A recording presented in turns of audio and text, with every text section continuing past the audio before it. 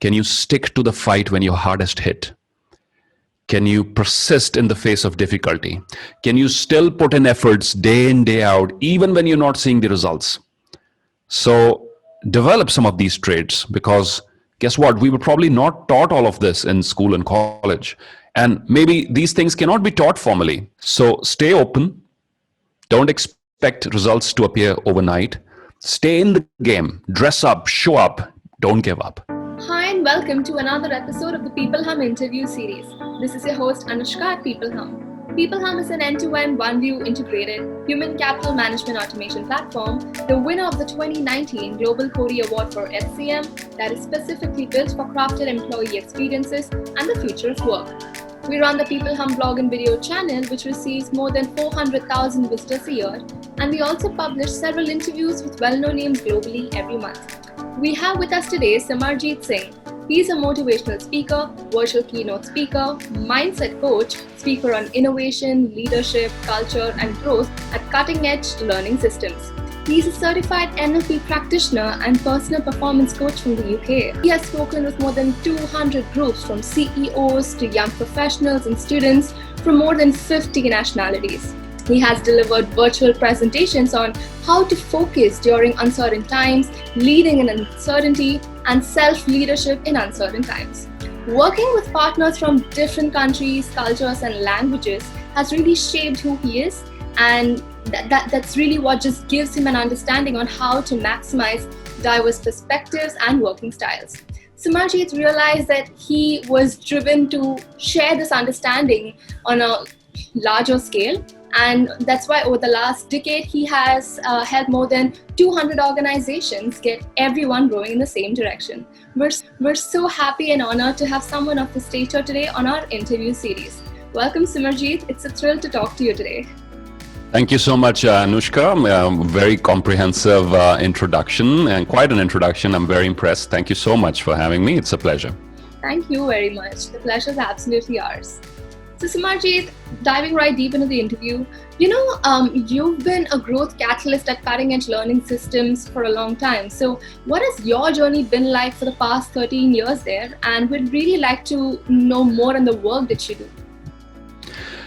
You see, the term growth catalyst was something that I came up with when I realized there's a lot more than motivational speaking is that I'm bringing to the table. Because the term motivational speaker or self-improvement space, this is too broad, right? There's so many things that happen in this genre. So the term growth catalyst was what I started using on my LinkedIn title description, I think about 7 or 8 years ago, when I really sat down to figure out what is that I really do, after the keynote or after the presentation or after watching the video. What are people most likely to do, or what are leaders most likely to do, or what do I enjoy the most? What do I facilitate? What sort of internal conversations do I facilitate? And I think the one answer that came out was growth. It's all about growth. It's whether it's an individual growing, becoming more than he or she is already is, going to the next level, whether it's a team growing, having more clarity on their goals, or whether it's a leader growing, having a bigger vision, more ambitious vision. So when I saw my role, I said, maybe I go in and spark off that conversation. Maybe that desire was already there. And now after having, spent time with me, maybe there is extra fuel, or maybe there's some extra something, a few aha moments. So that's the term that I started using 7-8 years ago. Apart from now the term that goes according to what's popular is keynote speaker.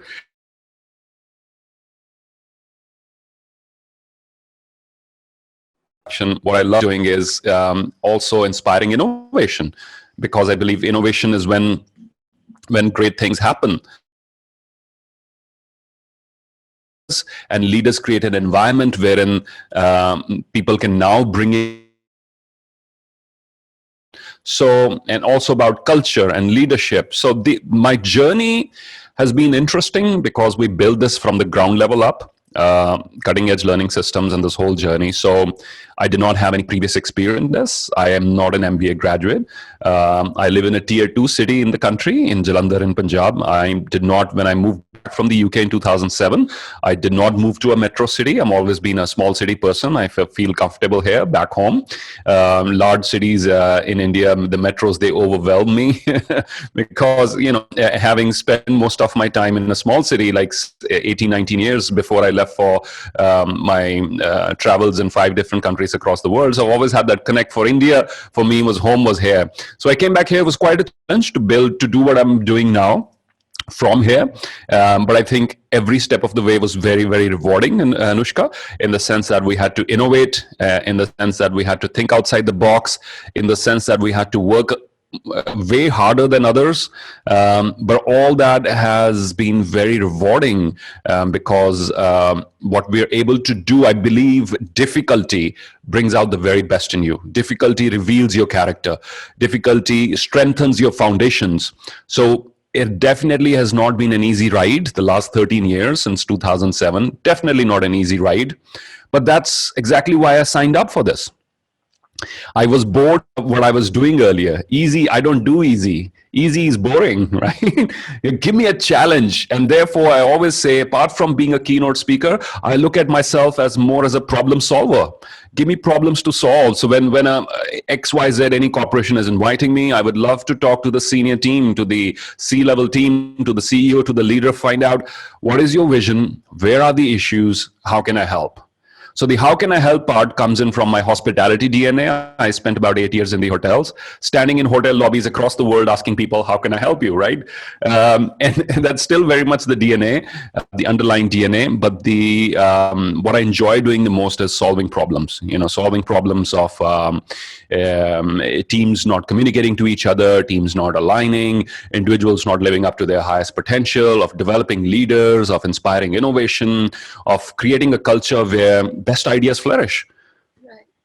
That's great. That's some phenomenal experience you've actually gotten there. And I thoroughly agree with what you just said about wanting to step out of our comfort zone and always be a better version of ourselves. So I thoroughly agree with you on that one. Thank you so much for that response, Simerjeet. Yeah. Thank you. So going on to the next question, you've spent close to a decade just leading diverse and multinational teams. And how do you just think, diversity contributes to a leader's perspective? Do you think like your experience in that area has made you a better coach? Anushka, I'm of the belief diversity brings humility. Diversity brings humility in you because you are forced to look at the world from more than one perspective. You are forced not to judge on superficial assessments. You are forced to look beyond your comfort zone, in terms of, when I say comfort zone, in terms of if you've always lived your life in a very narrow zone of, culturally a very narrow zone with limited interaction with people outside your culture, you quickly tend to jump to assumptions. XYZ nationality, you read it somewhere or I heard it somewhere, and this is how they behave. And there you start generalizing millions of people under one title because they happen to belong to one nationality. And diversity teaches you to be humble. Diversity teaches you to be patient. Diversity teaches you to put aside any preconceived notions that you might have about this person. You don't jump to conclusions about based on where they come from or the color of their skin or their accents or anything else. Diversity brings humility and openness. So I am blessed that I had the opportunity, largely thanks to the hospitality industry. I left the country in 1999 as an instant for when I went for my higher studies to the hotel school in Sydney, right before the Olympics. And Sydney was quite a melting pot at that point of time, drawing in multicultural students from across the world. That was the first time. So imagine someone who grew up in the rural part of Punjab and went on to study to Chandigarh. And then from Chandigarh to Delhi, I had a small stint with GE Capital when the call centers were just coming into the country. And then the next step was Sydney, Australia. So it was quite a big leap. But I think that has shaped me in more than in more than one ways, because the ability to understand and accept and listen to different point of view, the ability to work in a multicultural environment, and they've been a huge asset in what I do today. And then after Sydney, I went to the United States. I was accepted into the Marriott's international training program. Again, we had people coming from all over the world to attend that program. So listening and learning to the American way of life was again another experience. Grand Hyatt Dubai, I stayed for about 8 months. At one point of time, I was leading a team of about 120 people, which had more than 40 nationalities.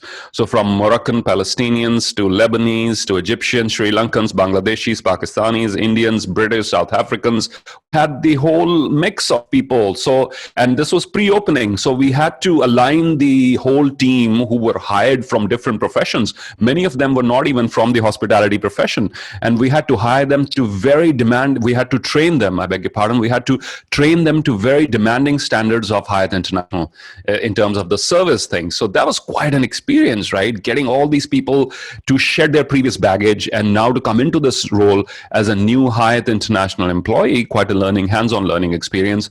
UK, I spent 4 years before I came back to India. And then the last 13 years in keynote speaking as well. We've had a huge diversity of clients. I do a lot of work in the Middle East, North Africa region. I do a lot of work in Southeast Asia. We've started doing a lot of work in North America now. And it's made me richer. And what has taught me, the number one takeaway from diversity and working in diverse environments is don't jump to conclusions, right? People are more than what they appear to be.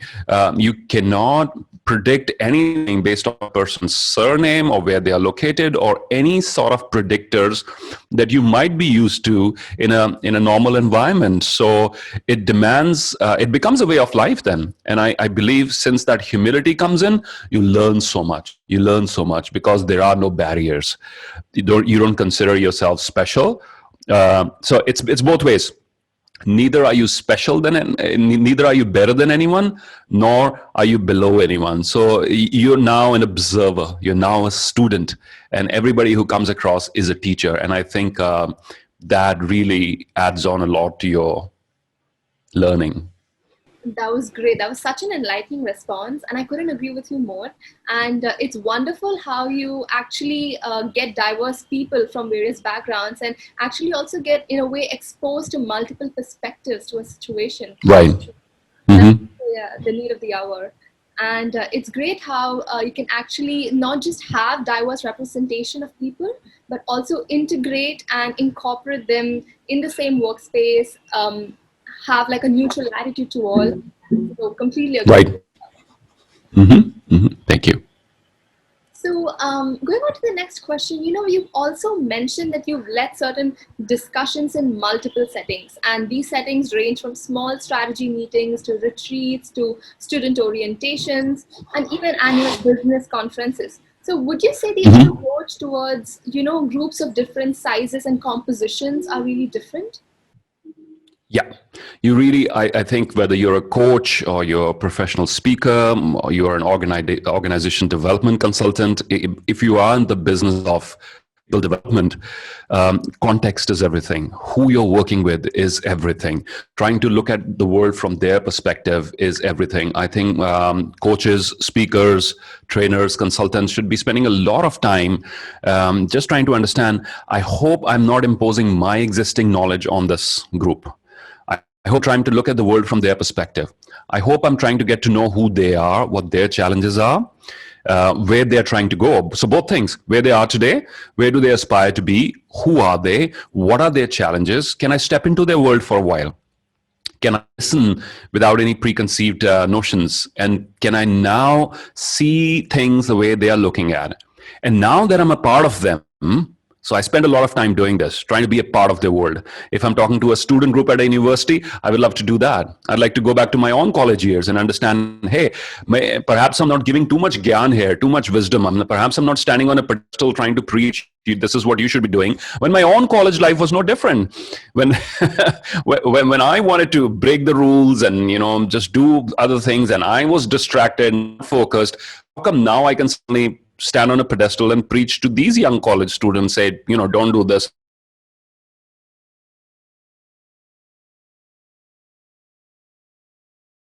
It obviously is difficult for them too, right? So to to be able to spend some time to step into their world, that's really important. So who you are speaking to, what are their challenges, what is their worldview, where are they coming from, where are they trying to go, what are they trying to achieve, what their strengths are, right? And now that you've absorbed all this, now that you've sort of worked hard on becoming an insider, now offering assistance, now offering guidance, now trying to walk the way with them. So yes, I do spend a lot of time, and I also in understanding who's the group that we are speaking to, and at the same time to not walk, also to be very mindful of the fact to not walk into any situation saying I've been here before, I know how this works. No, it's not like that. Every situation is dynamic, every group is dynamic, and in an ever-changing world, I think this is one of the mistakes that people who leave the country, Anushka, who migrate abroad, this is one of the mistakes that they do. If they left the nation, if they left India, for example, 20 years ago, they think things are the same with how they left it. That India is somehow frozen into time. And while the ground reality is that with such an ambitious, growing economy, we're changing every week. The dynamics are changing every week. You can't even 1 month from the next month could be so drastically different because we're a young country. We're an ambitious country. So anyone who's trying to make the mistake saying, I know how this works because I know it from experience. Hello, your experience can get outdated very, very soon. So two things: A, to understand, to have your finger on the pulse of what's happening right now. And number two, to understand the ambition of the group. That's really important. In a world where boundaries have merged, in a world which is no longer dependent upon where people are located at the moment, the biggest mistake we can make is trying to judge people or categorize them or put them into a pigeonhole based on location or nationality or things like that. Because we're going to, as leaders of business enterprises, as leaders of social enterprises, we're going to lose out on so much if we make that mistake. You never know where your next big breakthrough idea is going to come from. No idea. It could come from Mumbai, it could come from the slums in Mumbai or Uttar Pradesh in India or Sri Lanka. We don't know. Google founders were once asked, who's your biggest competition? Larry Page and Sergey Brin, I think they were asked, who do you see as biggest competition at the moment? And after and they said, could you take a guess? And after the interviewer had taken all possible guesses, because this guy was thinking linear, say, okay, your competition is this IT company or that IT company, to which they replied, no, it's none of these. It's some young kid sitting in a garage with his laptop or his computer and an internet connection in any part of the world and tinkering and inventing and challenging the status quo. That guy's our biggest competition. You never know where the next big ideas might come from. So it's really important to be open-minded and humble. Absolutely. Love the way you just summarized all of that in that answer, and completely agree with you. And it's really essential to have a non-judgmental and accepting attitude to actually scale up the corporate ladder. Absolutely, because you see how many good ideas get lost in all this. There's tons of good ideas, especially that come from the bottom of your organizational structure, the ones where, so somehow as people rise up in the corporate hierarchy, they believe now they know everything. Now they have all the best ideas, which is wrong, because there's so much action happening at other levels that if we don't listen, we lose out. True. And I also completely agree with you on the fact that there's always something to constantly learn from everyone around us every single day. And we're all on this constant journey of learning, and there's just no start and end point. Great. And also love the point where you said we need to really be relatable to the ones we're interacting with for better interpersonal touch and the human connect. And right. Yes. Great. Love the answer. Thank you. So going on to the next question, what do you think are the most crucial reasons for teams really lacking motivation these days? And do you also believe there are some trends that leaders need to be cautious of? I think one of the first and most important reasons, we'll talk about trends later. First, want to talk about what you asked was the reasons why teams can get demotivated. Number one is lack of a strong sense of mission and purpose, right? What fires people up? Think about that. What fires individuals up is what fires teams up also, is a sense of challenge. There's something that we got to do. There's something that we have to achieve. There is something that we have to, it's either survival or we have to prove it to someone or beat the competition or be the best version of ourselves.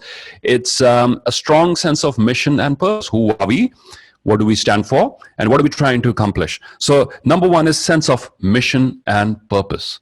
I think Howard Schultz, when he's the founder of Starbucks, I'm not sure, but in the values of Starbucks, I think one is about people. And I think he reinforces this time and again. He says, we are not a coffee company serving people.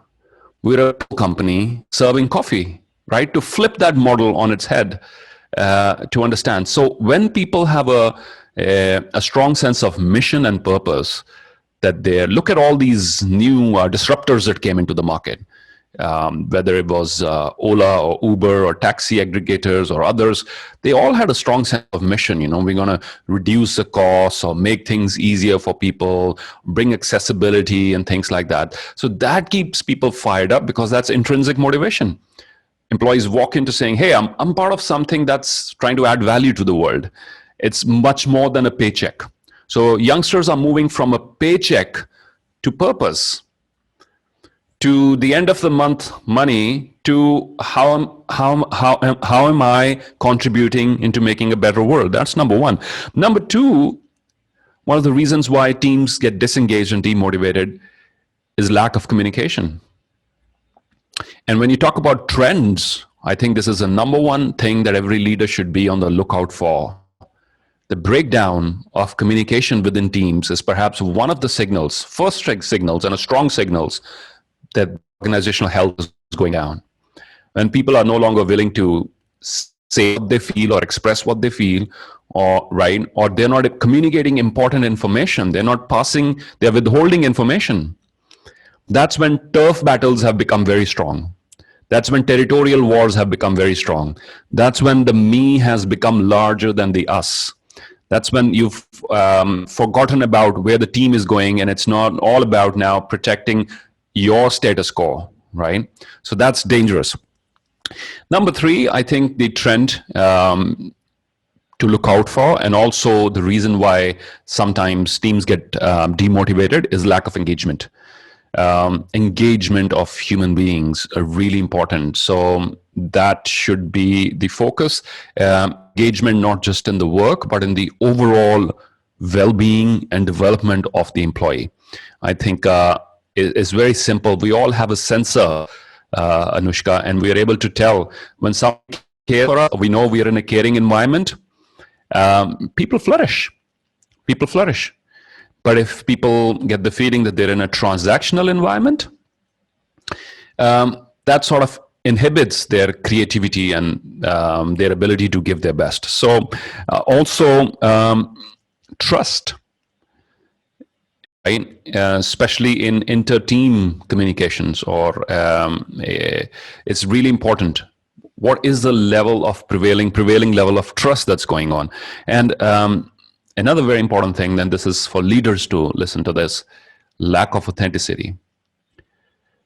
Authentic leaders who walk the talk are more likely to engage and inspire their teams than leaders who preach something else, who appear to stand for one thing, and then in reality, they don't follow the standards they set. So this is one of the reasons in the long run which are going to affect engagement, inspiration, morale, and all these sort of things. So I think these are most of the trends that leaders should be on the lookout for. And also, how many new ideas are coming forward, right? Are only a few people driving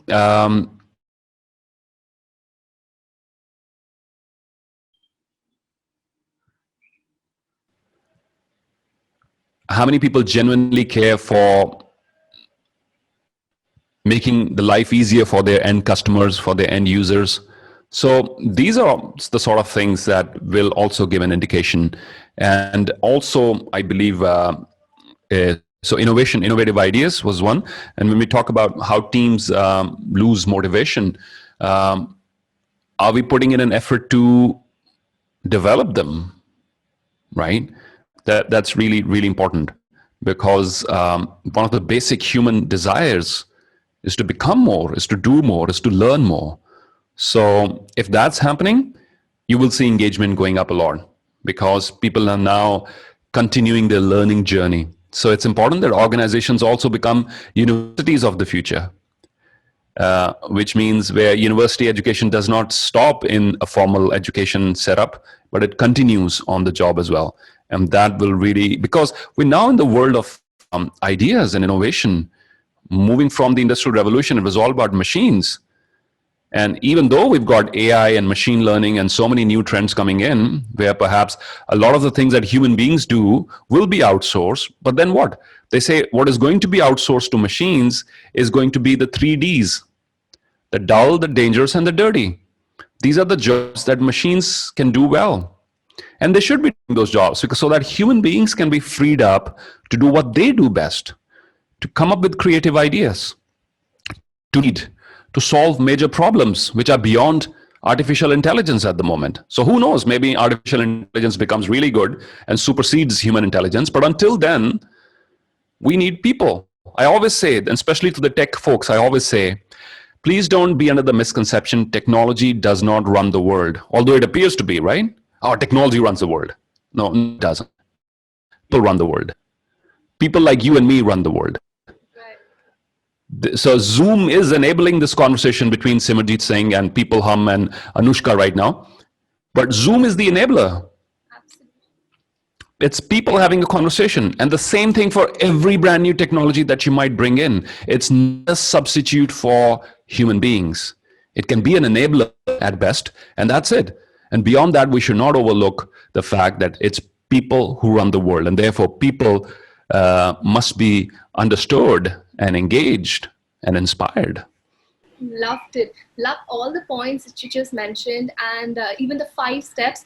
Thoroughly agree with the fact when you said you need to align organizational goals with the larger vision and mission. Was it 5? I wasn't even counting. Was it 5? It was. Okay, good, right. And I absolutely also agree with the point when you said that the purpose really matters beyond profit. So that was great. And I love the way you just encapsulated all of that for this reply. It was just great. And also agree with the fact that technology is just an enabler. Absolutely. Mm-hmm. Mm-hmm. Yeah. So, Simerjeet, just to kind of wrap this interview up, do you have any final sound bites you'd like to leave our audience with? Right. I would say to millennials and Gen Zs, Generation Zs, I would say this to them: have patience. That'll be my most important message. It's good to be restless. Trust me, it's good to be restless, because the entire world has their hopes pinned on the next generation. Say, oh, these guys are the ones who will solve some of our most challenging problems. So it's good to be restless, but results take time, right? Results take time. Your self-development is going to take time. For you to become the master of something is going to take time. So don't get restless and irritated easily and quickly. Some of your most important missions will take up your entire lifespan. Some of the less important missions might take up a decade or so. But don't expect things to happen overnight, because that's where you go wrong. Anything worthwhile, which has a solid foundation, grows organically, right? So yes, be in a rush, execute more, get more things done, push yourself outside the comfort zone, but at the same time understand substantial achievements, substantial self-improvement, self-transformation, achieving your highest potential, building the company of your dreams, building that enterprise that can make a difference to the world. All of these are long-term projects. Your ability to be patient and to persist, even when there are no results visible, even when there is no progress happening, this is going to be one of the deciding factors, way more important than your technological progress or your numerical ability or the grades you had in university or the funding you got from a venture capitalist. Way more than this is going to be important. Can you stick to the fight when you're hardest hit? Can you persist in the face of difficulty? Can you still put in efforts day in, day out, even when you're not seeing the results? So develop some of these traits, because guess what? We were probably not taught all of this in school and college. And maybe these things cannot be taught formally. So maybe your challenges right now are here to teach you these skills. So stay open. Don't expect results to appear overnight. Stay in the game. Dress up, show up. Don't give up. Lovely, wonderful. Love the last bit of positivity and the great motivating passing remarks. Thank you so much for that, Simerjeet. It was an absolute honor to interview today.